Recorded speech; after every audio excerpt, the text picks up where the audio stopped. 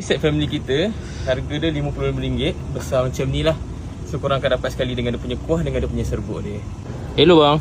Hai bang. Bagi set family 8 orang makan bang? 8 orang makan set family bang Boleh. Alright. So first, kita bagi mangga dalam 4 sendok. 4 sendok bang? 4 sendok. Okey. Tak cukup kita tambah lagi je. Asal penuh Betul, sampai penuh. So kita ada betik. Set family ni kira macam mana bang? Dia satu set ni RM55. Okey. Buah sampai penuh bekas lah, 8 orang boleh makan. Buah saja ke macam mana? Sekali dengan kuah, dengan dia punya serbuk-serbuk dia. Alright. Yes. So ini kedondong. So kita ada jambu batu, jambu lohan. Jambu lohan tu macam mana bang?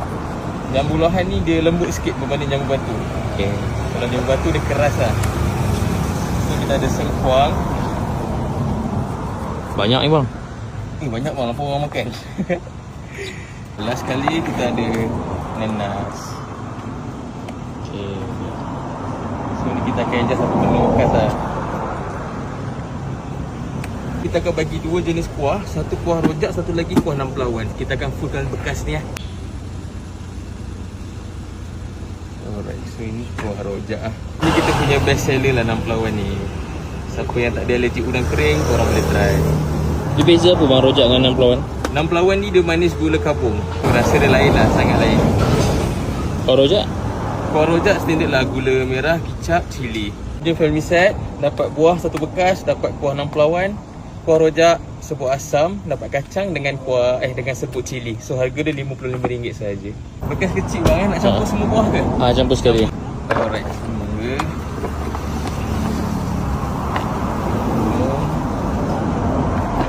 Lohan.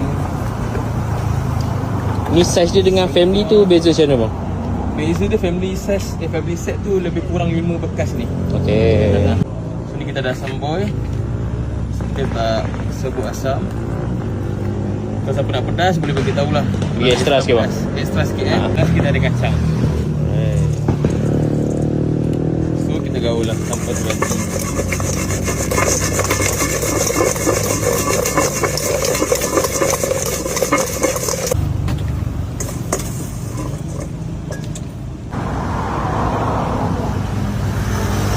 Okay bang, cukup? Okey cukup. Cukup Alright. Alright bang, siap. Okey. Boleh bang. Kalau macam ni berapa ringgit ni bang? Ini RM13 sahaja bang. Buah boleh pilih. Alright. Terima kasih bang. Okay.